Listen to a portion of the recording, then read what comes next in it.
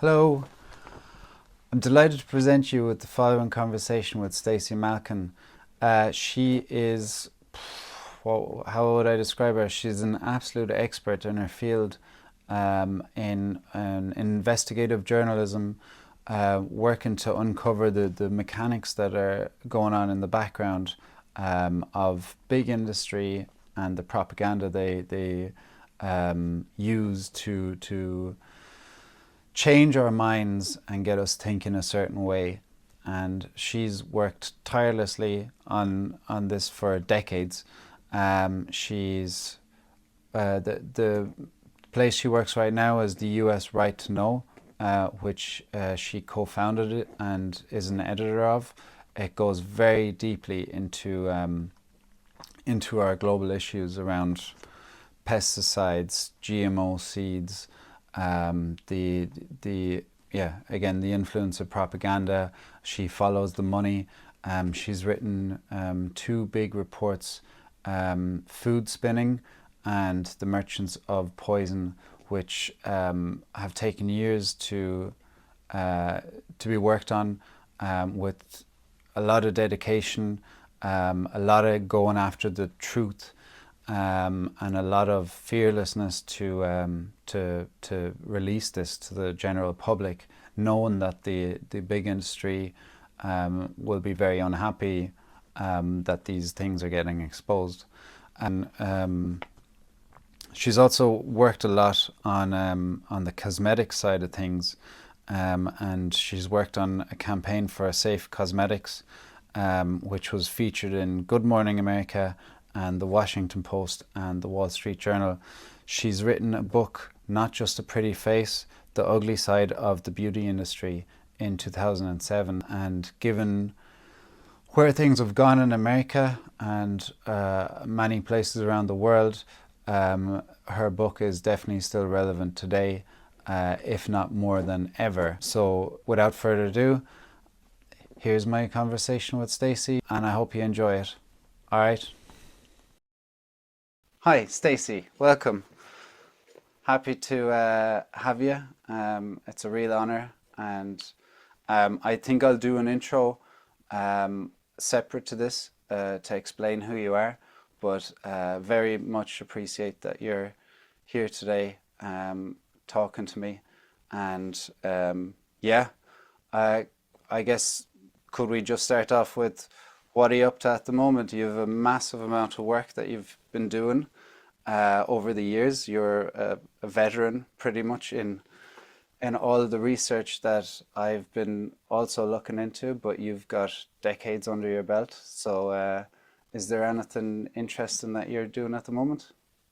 Well, it's really great to be with you. Thanks for having me. I find this all fascinating and disturbing, the work I've been doing for, as you said, decades, looking into what are the health impacts of the chemicals in our environment, in our products, in our food, and how are those linked to the rise in chronic diseases. And I think we all know people who are suffering from cancer, young people dealing with infertility, lots of diseases driven by our industrial economy. So most recently, I work for a group called US Right to Know, and we investigate corporate wrongdoing and government failures that harm health. Very big beat. There's lots to report on. But I've been focusing on industry disinformation and the ways that pesticide companies really go at their critics, lie to the public, manipulate the science, spend tens of millions of dollars on front groups that spin the story that we need pesticides and ultra processed foods to, enjoy modern life. And really they're propping up what I see as a very unsustainable, failing business model at the heart of the food system. So I think it's one of the most crucial things to take on as advocates for human life to figure out how are we going to have a sustainable, truly healthy food system into the future as the climate's changing, as so much is happening to destabilize environmentally. We have to feed ourselves. So I think it's really a crucial number one priority to figure out how to transform our food system in healthy ways. Absolutely. Um, the report I read, the Merchants of Poison, was just gobsmacking. and the detail you went into there.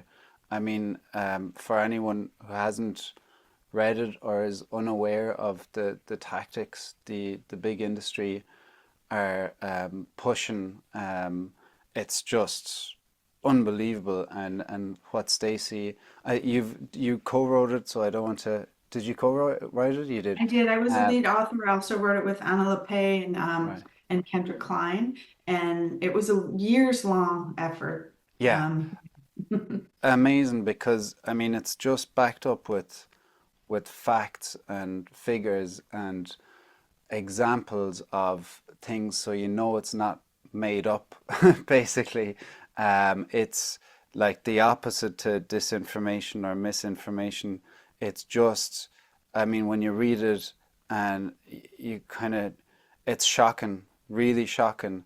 And I would love if the world was aware of this, because I think the world would make a lot more sense to them. Uh, why we are led to believe certain things, and the billions that are pumped in to trying to make us think certain ways. What I found really interesting was you kind of outlined a playbook, didn't you, of Mhm. the different tactics they use, like front groups and taking down people. Credible science was questioned or mocked, or NGOs were funded to appear as if they were alone standing well-to-do NGOs, and in fact they were actually, or they very much appear to be funded by industry, and they're posing as these very innocent, non-biased parties to tell you why, say, GMOs are great, or pesticides are benign to your life and you shouldn't worry about them. So yeah, I don't know, Stacey, would you be able to tell me a bit about that, or us? Sure, sure. Well, first of all, I love the way you put that, that it helps the world make sense, because I think this stuff is hard to look at. It's certainly hard Yeah, to do as work every day, but it does make the world make more sense. It helps fill in the backstory about why things are the way they are. And I find that incredibly helpful to know. And that's yeah, why we wrote this report, to share what we were finding. And we had, as you said, it's very well documented, and it's really in the company's own words. It's based on a huge trove of internal corporate documents mm-hmm, from Monsanto, now Bayer, one of the leading chemical and seed firms in the world. And we had two sources of documents. Bayer and Monsanto are getting sued by 100,000 people in the US who develop non-Hodgkin's lymphoma due to, they say, exposure to glyphosate. And so those lawsuits have caused huge numbers of documents to come into the public realm through discovery. So we've been posting those all on our website at usrtk.org, and we were tracking and reporting on those trials. We also, separately than that, we started US Right to Know 10 years ago, really as a research tool to try to figure out what was happening behind the scenes of these very intense disinformation campaigns. mm-hmm, And so we've filed public records requests at universities and government agencies, across the country, and we got a whole nother bunch of documents that helped us start to piece together the front groups, the money trail. Just as an example, there are lots of professors from prestigious academic institutions who would promote GMOs and pesticides, claim to be independent, and we suspected they were working with chemical companies. They said, no, no, no, we're not, but we were able to get the documents to show they were, and to show how those systems of connection operated behind the scenes, yeah, gotcha. channels of influence. And, ultimately, there were lots of messengers saying the points of the pesticide industry. We have to have these pesticides, they're perfectly safe, GMOs are fine. And it all really traced back to a few, really, I think of them as bullies, but people in the middle of this whole knot that set the messaging, and coming straight from the pesticide companies, and then through all these routes of seemingly independent sources. So we had all these documents, and we decided that, and they were reported on worldwide. There were lots of news coverage about the Monsanto trials that are still going on. And the company has been hit with billions of dollars in settlements, and jury awards. So it's just a mess for Bayer. And we And decided to use the documents to, as you said, come up with the playbook, like really look at and lay out how they run the disinformation campaigns. And it is, I was even shocked. I've been following this stuff for years, and I was even surprised when you put it all together, because it's just all the ways that it's possible to manipulate public opinion. They're hitting it hard mhm, because they have to. They they actually do. really have to do that Yeah. to keep their business model going. Especially right now, I feel like there's some kind of oh, like it's global, but definitely in America, you see a massive awakening of just more people speaking out. Um, like by like my Instagram is full of people speaking out about this stuff, which gives me massive hope. And then obviously your work and Callie Means and Zach Bush, Dr. Zach Bush, that gives me such huge hope because I think you said one time about sunlight, about like casting light on these issues. The more we talk about it, the more we tweet about it, the more we expose it, drag it out into the light, the more we get to push back on it. And what I really admire about your work is they have millions, if not billions, at their disposal uh, in their war chest to make our heads spin and make us think badly or divide us against each other. And yet, you guys were brave enough to and hardworking enough to together a report like that and speak up about it, even though you knew that they do track people like you and attack you and try to discredit you in every single way. Same I've seen with Aaron Brockovich, who wrote a great book, the Superman isn't coming, Superman's not coming to save you, Mhm. and Michael Mann and a few others that I just see this complete attack against the people that are speaking out. But now, as everyone seems to be popping up around the same time, much to your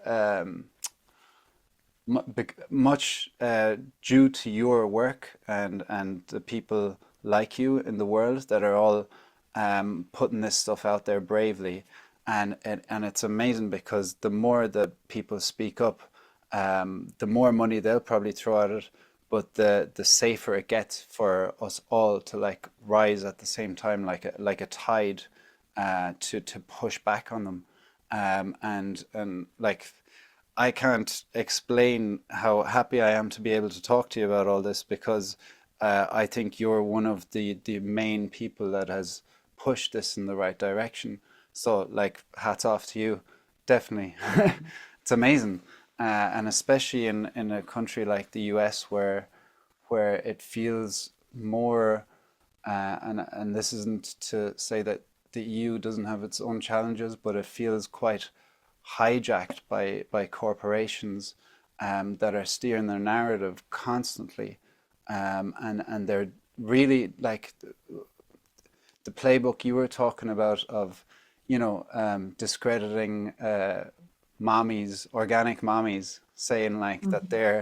that they think they're above normal people, even though the groups that are concerned mothers who don't want chemicals in their children's food or their water and want them to grow up healthy.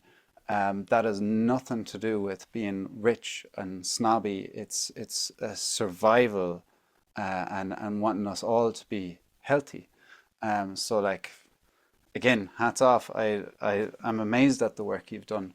Um, yeah, well done. Well, thank you. And I want to say it's a lot, I think there's a great awakening happening. I think that people are, um, understanding that what we eat, what we have around us, how we participate in the economic system is directly tied to our health and well-being in all ways. It's all connected. I always say that one of the wake-up moments for me in this work was way back in the early 2000s. There was a lot of studies coming out about chemicals in our bodies and in our urine, our blood, and our breast milk. Really, the science became available to measure about 20 years ago. And one of the studies that I wrote about in my book found hundreds of industrial chemicals known to be toxic in the umbilical cord blood of newborns. And so, I mean, when we see that picture that, you know, babies are born pre-polluted with industrial chemicals and pollutants, we True. just have to say, how can we do things differently? And I feel like a lot of people are coming to that question and gathering into groups, and it's a powerful movement.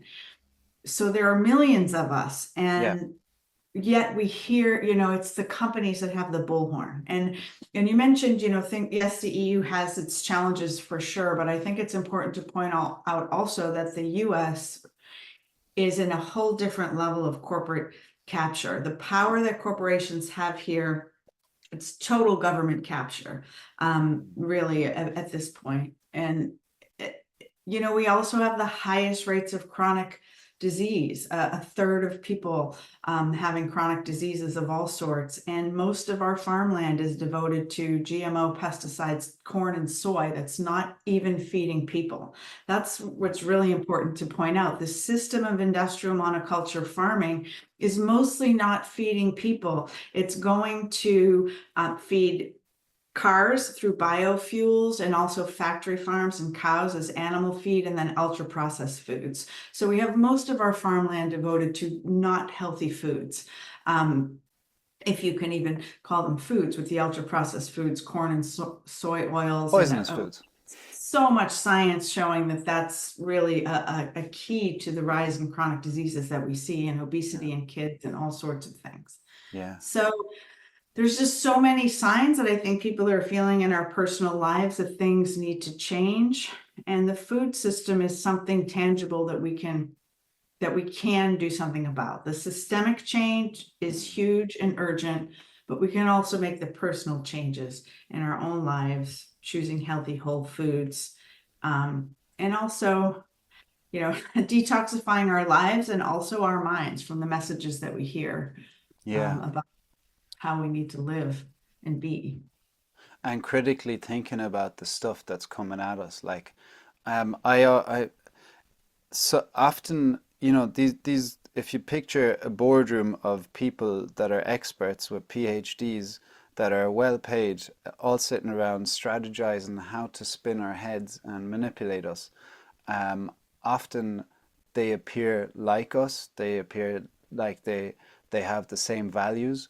But if you're watching, say, an Instagram reel or whatever they're called, and at the end of it, the way I try to feel it is, if you walk away feeling like there's no hope, or that the efforts are silly, or, you know, just give up, don't bother, that tends to be the ones that are the leaders of the misinformation, if or the headlines that are kind of very confusing and don't offer solutions. You know, that's one way I can identify it, by just, if it deflates you, if the fire goes out, that you know, you listen to someone like you speak, or the other guys we just mentioned there, and there's a real sense of hope, and you go, yeah, we can do this, we can get healthier, we can increase our health spans again, which you were talking about the US. I heard it's I'm always trying to be very careful that I don't want to gloat about the EU, because it does have its problems, and I'm watching it, but I think there's like an 8 year life difference between either Europe or America, or America and Japan, or somewhere where they compared it, and a lot of it leads back to the amount of chemicals that are just circulating in the system. Mm. Now I'm after losing my train of thought. that was too much to take on there.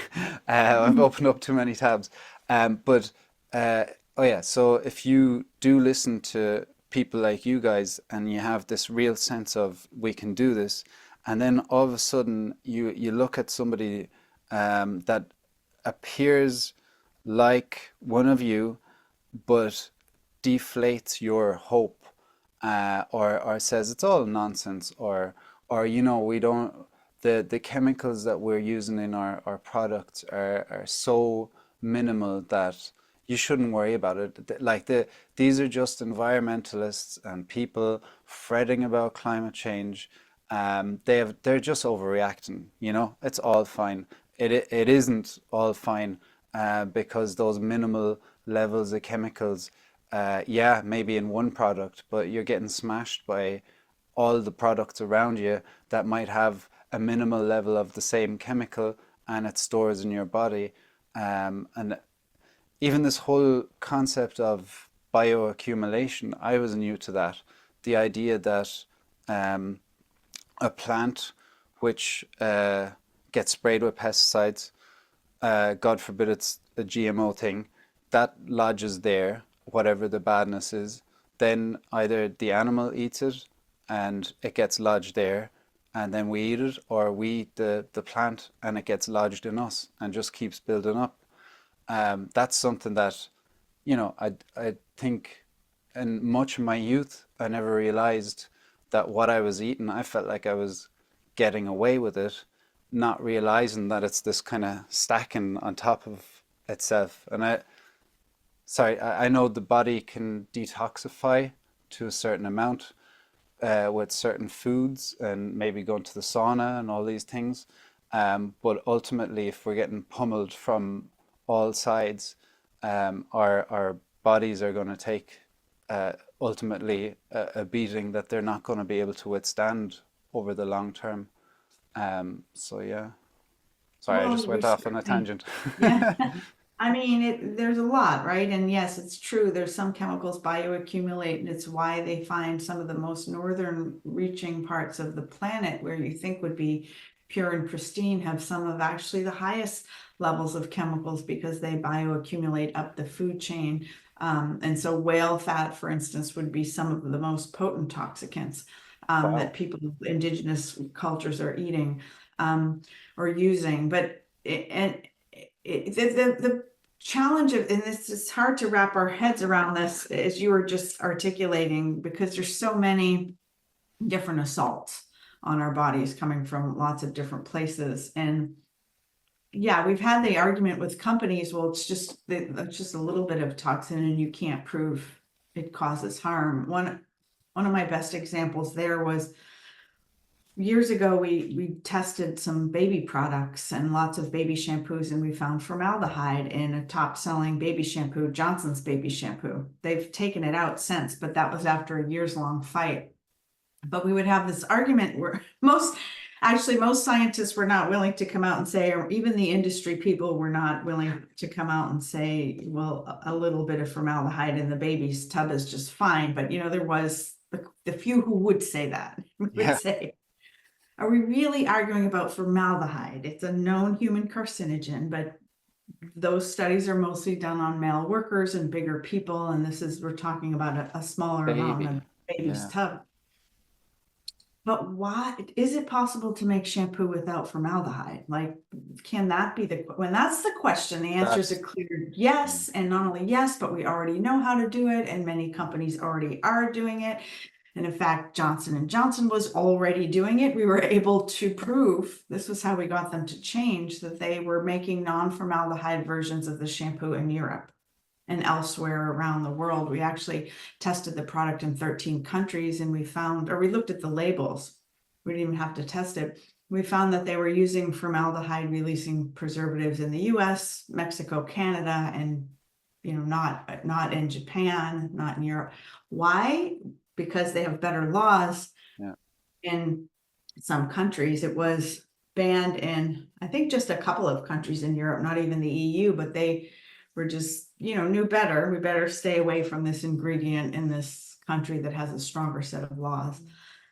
So we had to fight really hard in the US to argue and to say, like, we really, that's a double standard, and we want non-formaldehyde shampoos here because there's absolutely no reason for a baby to be sitting in a tub with formaldehyde. And by the way, shampoo is just one product that a child might be using in that day that may have formaldehyde in it. And so it's the big picture, and it's the little people really Yeah, that causes the concern. And if you look at it that way, there's really just no argument that it's not a worry, that there's small amounts of carcinogen in lots of different products.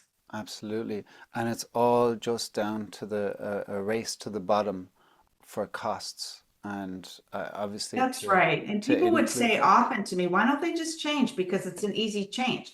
Now, it was an easy change in the sense that, they already had the formula for non-formaldehyde, but any Yeah. change is going to cost companies money. That If, that was the thing that we found out. And even a small, tiny cost is something they weren't willing to bear if they could get away with not spending it. yeah, and it's really down to the sense, isn't it? When I was looking at, you'd walk around Tesco or your version of Walmart, say, and you're looking at the difference in prices, and you realize that we even do it like, there's a mouthwash for 150 and there's one for 140. We'll choose maybe the 140 because, so it's like it's the same blueprint, obviously just a lot more vicious, and they're a lot more aware of what they're doing.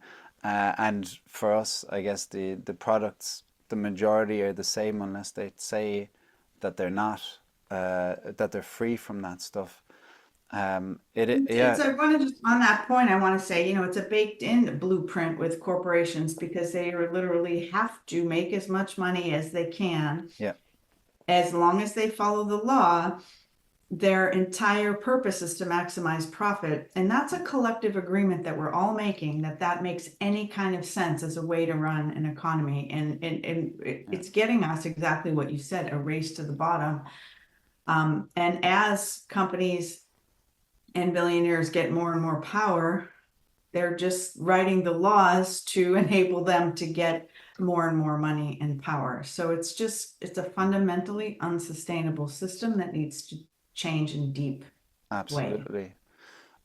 You touched on that about, I think it was about a week or two ago. I read it or heard you say it, that they're trying to push in laws where they're untouchable, say in pesticides, where you can't say sue them or whatever. That the system they're figuring out a way to protect themselves within America or wherever. It's the same thing, same tactics you do everywhere. They'll just push as far as they can until they get unless they meet resistance, they're going to steamroll as far as they can in every country they're in, um, for the race to the bottom.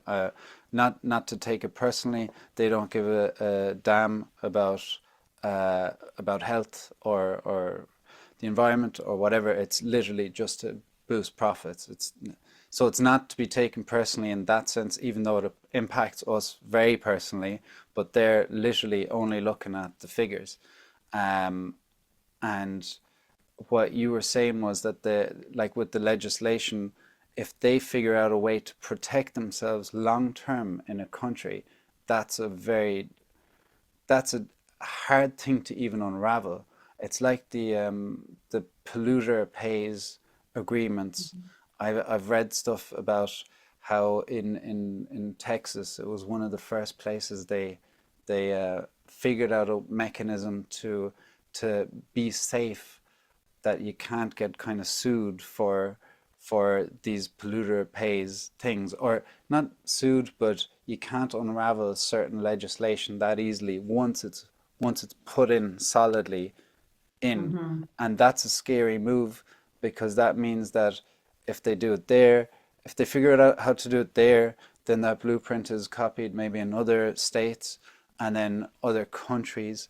And it's because we do have legal frameworks and regulatory frameworks, that you can't somehow unravel them that easily. So it's all the more important, I think, maybe you might agree, to once you recognize that that's happening, that play, to push back on it, in this, because not that it's not too late, but it's all the more harder to unravel once that play has been played and they're successful in getting it over the line. Um, do you know what I'm talking about with the that type of Yeah. legislation? Or that was you, I think it was you, about the Well, pesticide. I don't know, but I don't know. But here's what I will say about it. Um, there's a constant fight over the law, as you're pointing out, because the law is the only thing that constrains corporations. And as they get more power, we see a big push to deregulate, to buy politicians, to come up with all sorts of ways to disempower the law, our collective agreement to hold them accountable. And because as I said before, companies need to make more profit every quarter. That's their purpose, as long as they're constrained by the law. So those laws are really the way that we can rein them in. And in the US, we really have a weak political system that's very beholden to corporate interests. So that's why Europe is ahead in a lot of environmental and health safety mechanisms that we just don't have here. But one thing we do have here is a very strong tort system where consumers can sue companies for harm if you can prove that their product caused harm. And this is why companies like Bayer are facing billions of dollars in settlements and jury awards in the United States over glyphosate, which is the most widely used herbicide on the planet. And many farmers and their families and groundskeepers and people who even work in home gardens have been diagnosed with non-Hodgkin lymphoma, and lots of science linking that to glyphosate. So that's a big problem for Bayer, and companies are trying to end run that with a new scheme. I wrote about this recently, and again, it's Johnson and Johnson in the lead. And this is, I just want to shake my head for a moment and say this is often comes across as one of America's most trusted companies. Supposedly, it's over 100 years old. It sells. Yeah, I think most of us have we J&J know it products well in our here. homes. But this is a company with a long rap sheet of harm causing products that they've gotten caught knowing that things were harmful, selling them anyway. And then, at the end of the day, they make more money than they spend on these lawsuits. So I Yeah, guess that's a capitalist win, but it's a loss for human health and consumer trust. yeah, They're trying to absolutely. get around the tort system now with a move called the Texas two-step.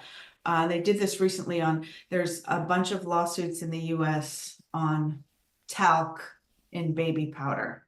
The And Johnson's asbestos baby stuff, powder right? historically contained Yeah. talc, and links to ovarian cancer, and lots of women who use the product for decades are suing the company. And again, huge jury awards, billions of dollars. Wow. So faced with these lawsuits, what they did was they spun off their liability to a new company, which then declared bankruptcy. We can't pay, we're bankrupt, even though the company itself is very financially healthy. So that's moving through the courts. They've not gotten away with it. It got rejected in 2 lower courts, but now they're appealing it to the Supreme Court. So it's a case that lots of companies are watching, hoping that maybe this will be the way they can finally get around consumer liability.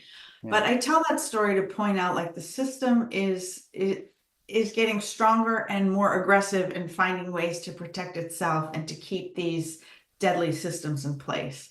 And at the same time, we have this growing awareness, consumer movement, people saying no, and understanding that the things we eat and the things we bring into our homes, the way we live our life, all amount to our health and the health of our kids. And so how do we make better choices within a toxic, harmful system? Yeah. But it's a big challenge because we really have to recreate the way we do everything. And I think that process is happening now. And it's exciting to be alive and doing this work at this time. Yes, it is. It's again, it's the massive awakening that I guess we're all hoping for if you're in the know of it, but unconsciously people are hoping for it anyways. If they don't understand what's going on, they still see the chronic diseases and everything skyrocketing around them, and to then slowly but surely realize, oh, there's a lot of people gathering. There's momentum right now that I haven't seen in years of looking at this stuff. That right now feels good. It feels like social media and even it's entering mainstream conversations in politics. To make America healthy again. Say that we should. It doesn't matter. I'm not politically affiliated in any ways. I'm just happy that it's actually reaching people. And it doesn't matter where it's come from. Seems that you guys call it bipartisan. It should be a bipartisan issue that I can see that there's a lot of thoughts in your mind right now of Oh, it's a all of these. contentious time politically in the US, and Yeah, it's a crazy time when yeah, I mean, I guess I'll just say about that, it needs to be higher on the priority list of all the politicians, because that movement that you mentioned is coming from a third party challenge, because that's what it's taking to bring it to the attention of the two-party system, which is right. really fundamentally undemocratic system. And one of the reasons why Europe with a proportional representation system is a better democratically, because we Yeah, here in the US have two parties that are captured by corporations pretty much wholly. Um, yeah. that said, I want to say I that see the there same thing, by is the way, a Stacy. true, yeah, and there Yeah, is a true desire, and this is, I think, one of the strongest bipartisan issues for children's health, for a healthy food system, for toxic-free products. I think that's yeah. something that most everyone agrees with. And so how do we get it done politically? That's it. So it's bipartisan on the lower level of the people, Yeah. and then if you've ever heard of Paul Check, he refers to the White House as the corporate headquarters, and like you look at it and you go, oh my God, it is. There's either side or wherever you look, you know that they're influenced massively by special interests. Massively. In fact, it's more influence. It feels almost like, I know a lot of people. I have a lot of family in the States, from both sides of the political spectrum, or both political parties, and like what I'm kind of figuring out is it's almost like we, the people, or you guys over there, almost need to say to them what you guys want, because they're only serving basically the top level special interests, and the normal people are paying a massive price for it in every which way. And if you're in the know like you are for years now, you can see this so obviously. You can see so obviously how hijacked it is. And then, Mhm. even down to like the agencies being captured. It's a lot of stuff to clean up, and kind of, I don't know, like clean up shop, whatever you want to call it. It's kind of shocking, and I do see the same over here. Like they say about the EPA. I think it was, I even think it was it the Monsanto papers where they said, we'll call our friends in the EU, in the EPA, in one of the countries of the EU, So it's here as well, you know, there's people getting hired that have a very specific agenda, or they've come from an NGO or the industry itself, and then they go into to these regulatory agencies and they influence legislation there, and it's just I I I really think that the playbook that has worked in the US, we should not be so naive in the EU to think that that isn't just right around the corner if we don't keep an eye on these things too.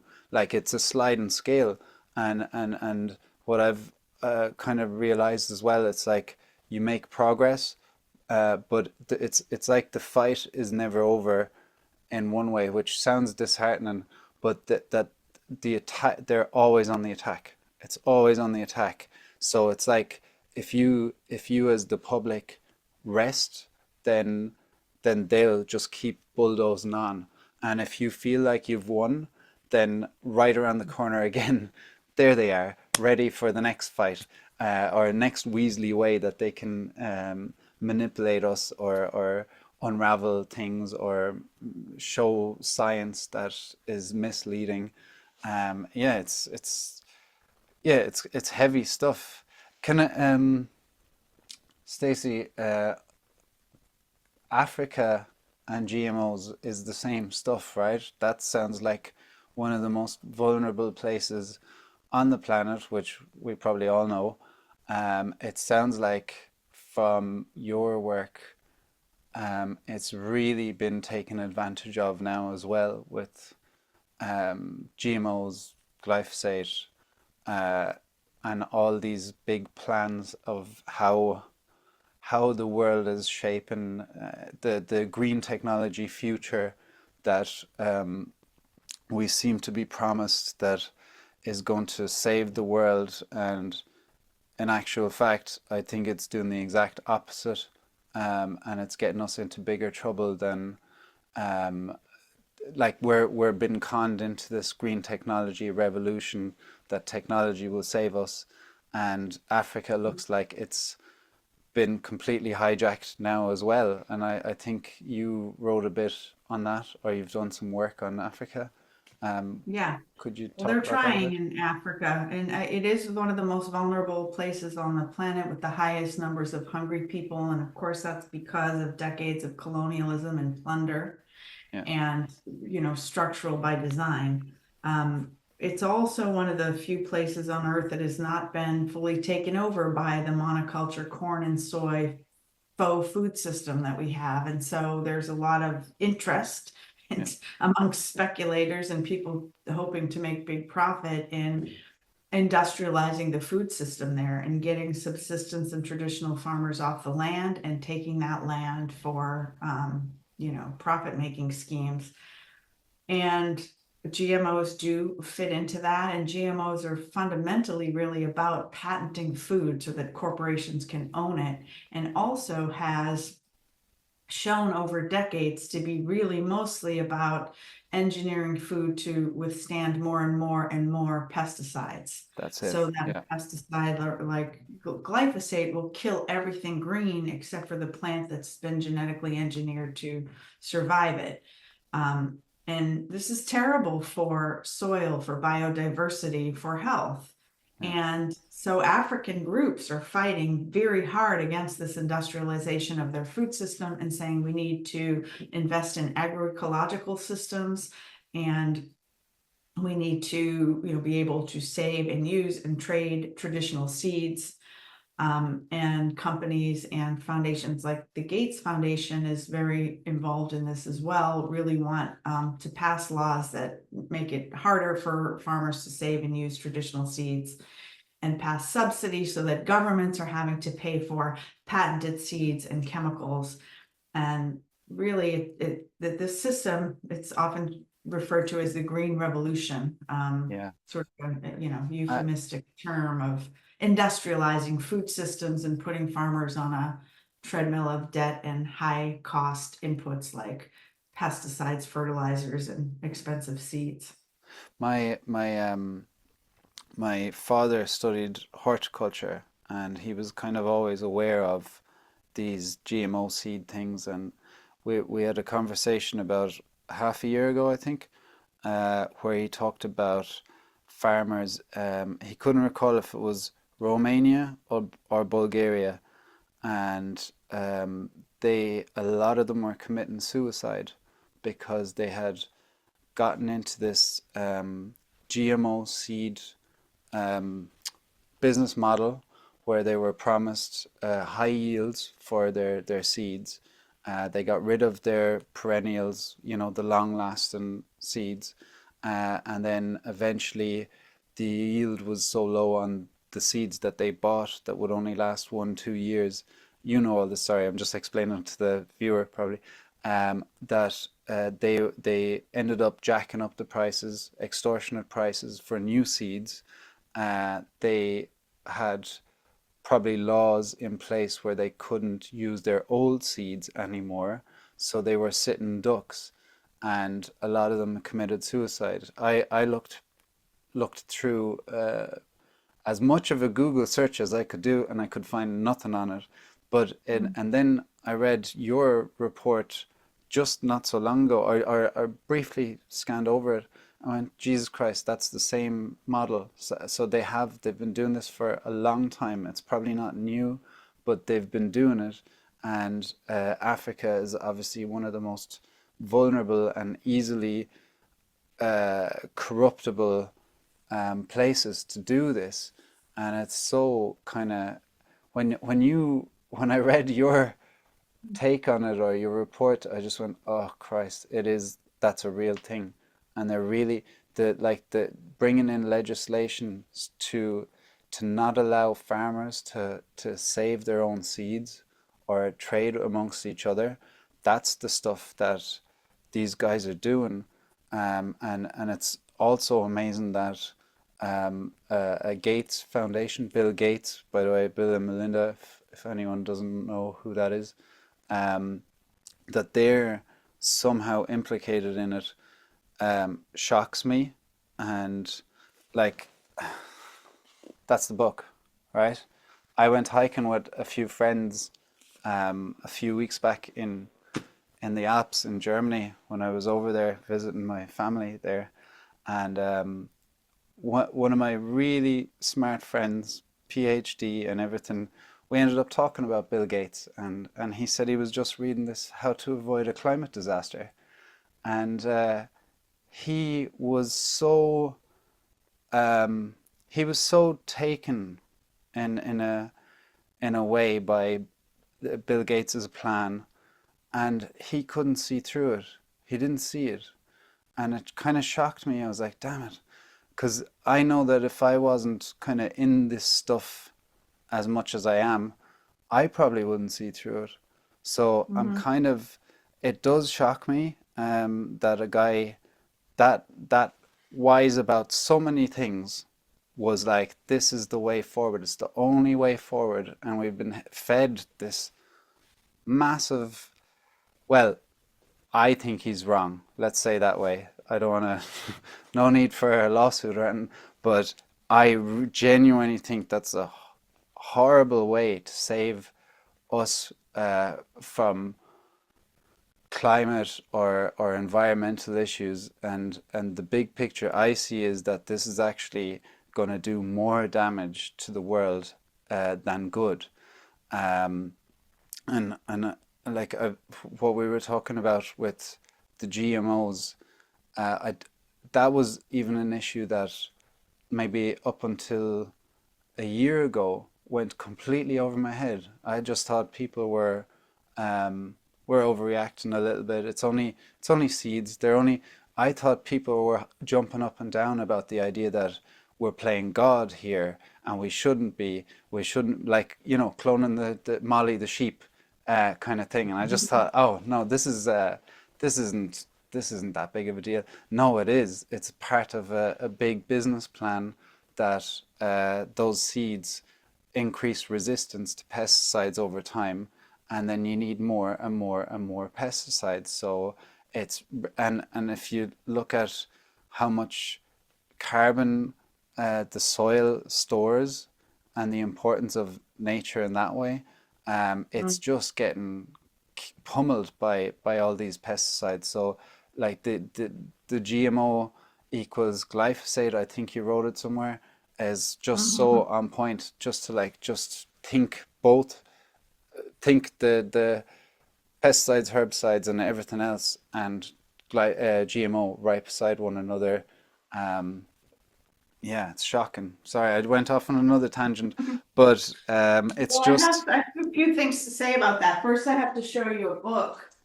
Um, Is it it's a another better, Bill Gates book? it's a better book. No, It's a better book oh, than it's a one. Bill Gates. It's a very, there's a lot of problems to discuss in relation to Bill Gates. Who- This is Timothy Schwab, independent reporter who's done amazing work Wow. tracking and really explaining why the Bill Gates problem is a huge problem of unaccountable power. I want to say about Bill Gates, he's a prophet of techno optimism. Yeah, And not only is he a prophet of techno optimism, there is a massive communications campaign behind him to present his reputation in that way. There's an entire two Netflix series adulating Bill Gates. I think this is important to say because that reaction your friend had, it's by design.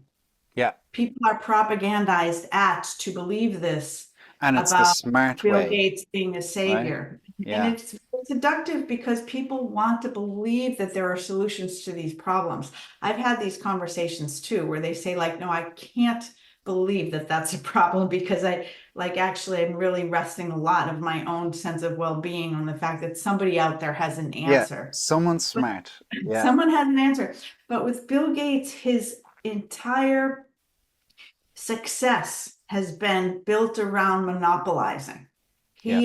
This is his superpower. He is a master monopolizer. He wasn't a technological genius. He wasn't the one who invented. He was the one who figured out how to fully monopolize. And he was in trouble for this, right? Like with the Yeah. Department of Justice went after Microsoft and said this is an absolute against the law monopoly, like dirty business practice Unfair. Yeah, own the field.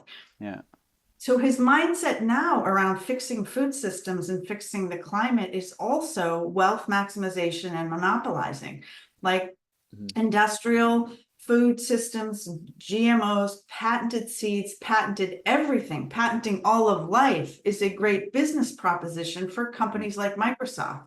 It's not good for the food system.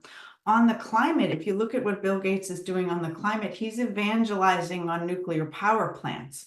And the reason there was an article in the Wall Street Journal that Microsoft, which is obsessed with AI, is mhm, actually using AI to figure out how to get through regulatory hurdles for nuclear power plants because they need power to power AI. Gates said recently, well, AI is only going to cause about a 10% increase. No, he said far less than a 10% increase in power needs. Okay, Oh, think that's about all. we already We're already are struggling. struggling with like we can't with industrializing nations and how are we going to power life? And no, we just need another extra 10% to power AI. No big deal. We'll just build power plants. And Yeah, there's a massive propaganda campaign around nuclear power plants for that reason. So it's just, yeah, I think it's really interesting to have these conversations with people and think for ourselves about where our ideas come from about who's yeah, going to save us and this myth of the good billionaire. And I did yeah, try to watch that Netflix series. It's really interesting because Bernie Sanders presses Gates on, do you have too much money? Several people are asking, do you have too much money? Like, are there structural inequality problems that need to be dealt with in order to feed people? yeah, And then the series goes off and gives Bill Gates a good long time to explain, like, basically why he deserves this money. It's very crass, actually, propaganda. For yeah, someone, I say that as someone who studies propaganda. Um, there's just a lot of tricks that go into trying to shape public opinion around these issues, and I think as you said earlier, shine light on them yeah. helps people to find ways to see through them. Absolutely. I'll never forget the recordings of the legal proceedings where he's just there angry, sitting there, and you see the real face on him. What, like he's been like exposed right now. He's got the mask on constantly of the good guy with the sweater and, like innocent, Yeah. unassuming. Why would I be one of the bad guys? Warren Buffett is backing me. I've said I'm going to give away all my money when I die. All of these things, and you're just like, God damn it, this is all, it's all it's all trickery as far as I'm concerned. And the Oregon bill, are you aware of this kind of thing?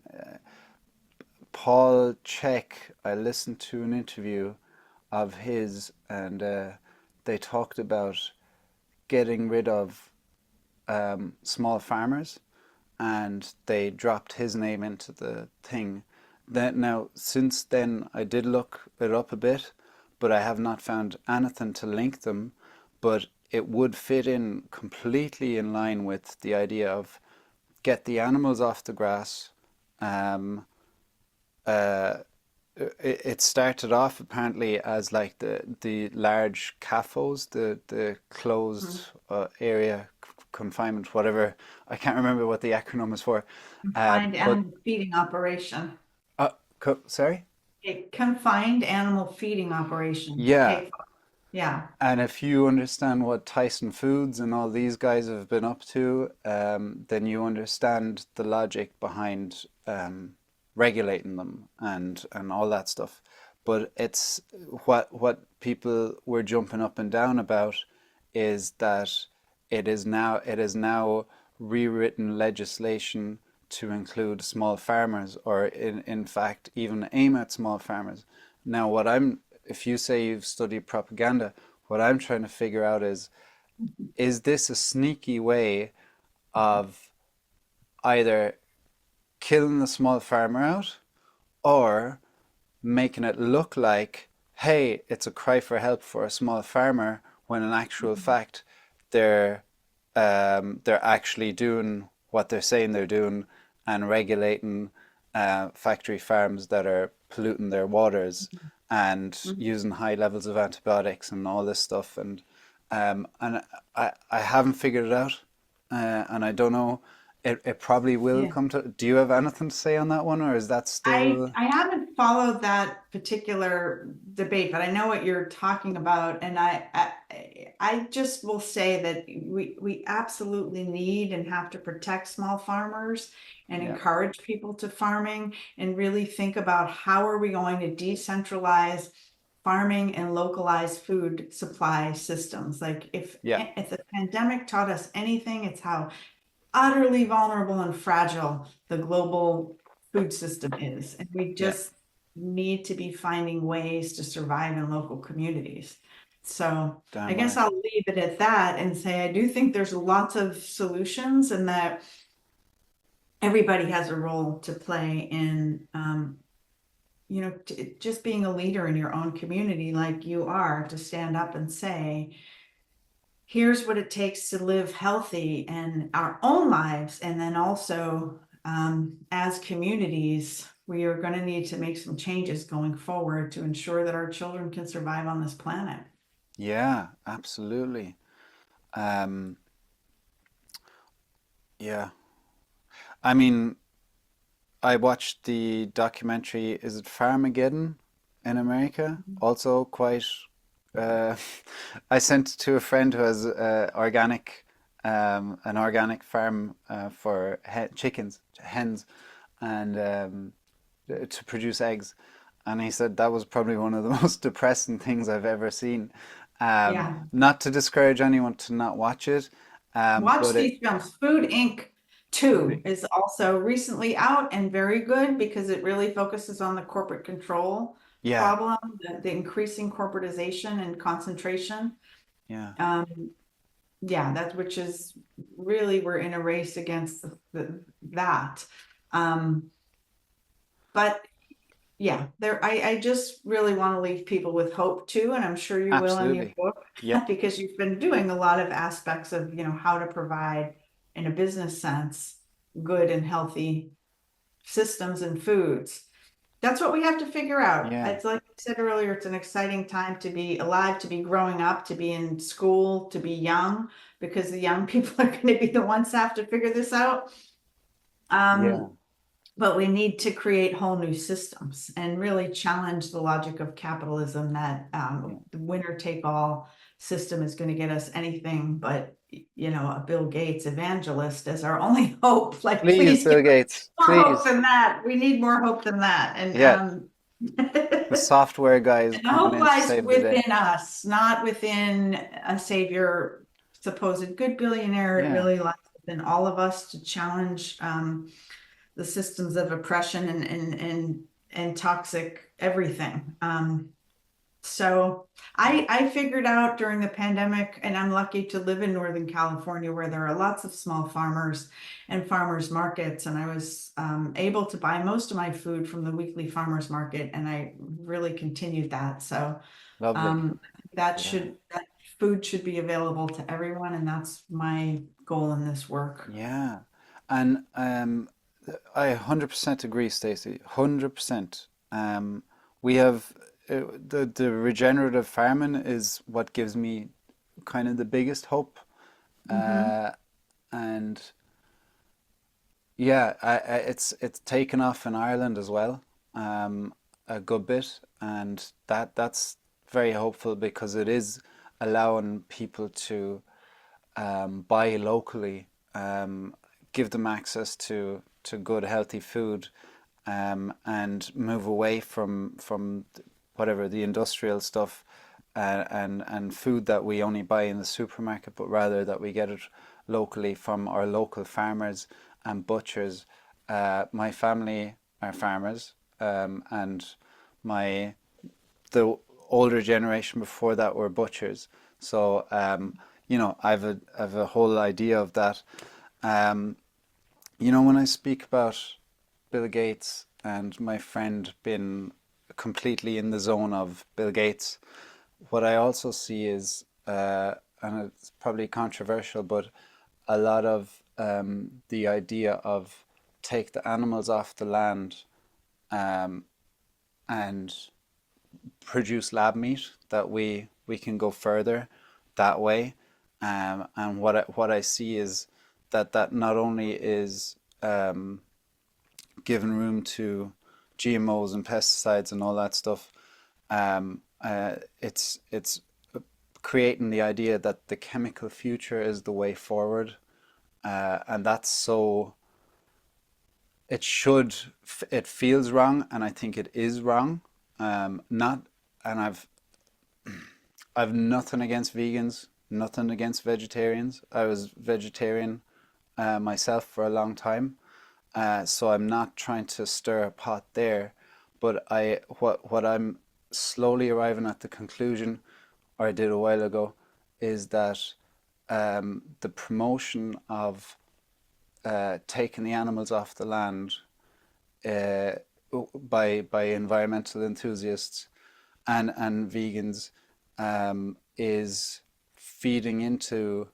I've seen the propaganda on the other side where they go, well, turns out we just need to take the animals off the land, put them into smaller confined spaces, i.e., factory farms, and we create lab meat for the rest of the stuff that for the rest of the people who don't want to eat meat.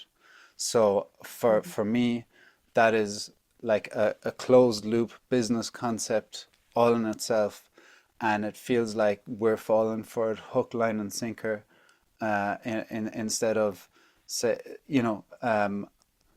it becomes an issue on diets when one side is saying the other side has to eat a certain way because it's actually pushing factory farms. This is a very controversial topic, but it's actually pushing factory farms up, and they are on the increase right now. And that's a scary thought because Mhm. I'm watching the most prominent environmentalists who have gone vegan over the years, and they're pushing that agenda, and it's actually fully in line with Bill Gates's agenda, and Mhm. that is for me a scary, scary thing because I really see it kind of move in that direction with the propaganda that's happening. Um, Yeah. it's a layup, you know? Um, Right. Um, yes, I wanna say my views on that. Then I'm gonna have to go here, but I yes, think this is really important because um, it's a false solution. It's a false solution that really fits within the logic of the current market, is why people like Bill Gates are pushing it. By that I mean that you're right that these technologies are being used in ways that are nefarious, but posing as the supposedly a savior. solution. So for genetic engineering on that side, there's a lot of experimentation around genetically engineering animals, specifically for the purpose to allow them to fit better in confined, crowded, hot, unhealthy conditions, factory farms. Yeah, Let's just engineer them to be better in factory farms. That's a chilling thought. It's also, I mean, it's full of hubris. It's lacking a it's fundamental bullshit. understanding of Yeah, nature and the interconnectedness of all things. And all of these so-called solutions that we're seeing from the techno optimists and the genetic engineers really fall, I think, within that frame of fundamentally not understanding the interconnectedness of nature. And so that engineered solutions create more problems, which is what's happened with genetically engineered plants. They were engineered and they have a very rudimentary understanding of how these complex natural systems work. So, okay, they figured out how to change a gene so that, or introduce an aspect of a plant that it will tolerate glyphosate. So now you can use more and more glyphosate, but then weeds become resistant, and now we have super weeds, and now they can't even get rid of them with glyphosate. They need lots of pesticides. Like that's what's happening on farms. And the faux meat, let's say cell cultured meat, patented cell food technologies, whatever. Gates is invested in a lot of these companies. I mean, people want to eat fake meat, that's fine. Mostly people don't want to eat it. So it's been failing as a business model because yeah, nobody ever bothered to ask consumers what did they actually want in this space. But really, this is just another way to sell corn and soy as food. So they're building these huge factories in, say, Nebraska, the middle of corn country, where they call this technique synthetic biology, but basically genetically engineering algae to taste like food, to have certain flavors, to have certain textures. So basically feeding corn and soy into factories, adding genetically engineered algae to make it taste like stuff or have the consistency of beef or whatever and spit it out the other end as food. It's an ultra processed food. We already know ultra processed foods are unhealthy. We don't know what's yeah. in these foods. It's there's a video online, the best way I can explain this, about this firm that Gates is heavily invested in. It's called Ginkgo Bioworks, and it's a Bloomberg video that shows the inside of the factory, like a day in the life of this factory. What I saw, it was supposed to be a promotional video posing as a news story. That's how, again, the propaganda angle. What I see is a factory with no people, Yeah, no nature, full of plastic, full of chemicals, yeah, like feeding corn and soy into factories, adding chemicals and genetically engineered stuff and sending it out as food. There's your solution that is taking up a lot of space and air, to your point, in the environmental movement, as like, well, we have to do this. This will fix yeah, us and save us. No, it won't. We have to fundamentally change unjust colonialist systems that colonize humans, developing nations, nature, this mindset that we can control nature, shifting to a mindset that we're part of nature, that everything we do has a consequence for the system. And so we need to find ways to work in concert with systems in ways that are agroecological to create our food systems, because what happens to the soil matters, yeah, right? We can't subsist forever on monocultures of corn and soy. yeah. It just is not, it's not going to sustain us. and it's a hugely fragile, vulnerable system to disruption. Yeah. And just the idea that we're reducing the number of seeds, reducing biodiversity down to this sort of mechanized way of farming and growing that can be controlled by corporations. A lack of diversity is not a side effect of the system, it's the purpose of the system. Uniformity is something that companies are able to control, and so they want a uniform food system. But we need to survive a diverse food system that considers the ecology of all things. So I think that's the awakening that's happening and the understanding. And I just hope for people to see that fake meat is not going to save us. And Bill Gates is not going to save us. We have to save ourselves. And I think all of us should really actually be learning how to grow our own food. Well said, Stacy. Thank you. That it just confirms everything that I've thought, and I love hearing it from someone as credible and well-read and a veteran in the industries or in your work. It's really appreciated. Thank you so much for your time. Thank you. Thank And you. And I look forward to seeing what your book, and keep me posted. yeah, thank you. I will do. Take good care Okay. of yourself and hopefully speak to you again sometime. Thanks a Yeah, million. anytime. Take care. Okay. Thank Have you. a Have a nice great day. day. Take care. Have a good Bye. evening. Bye.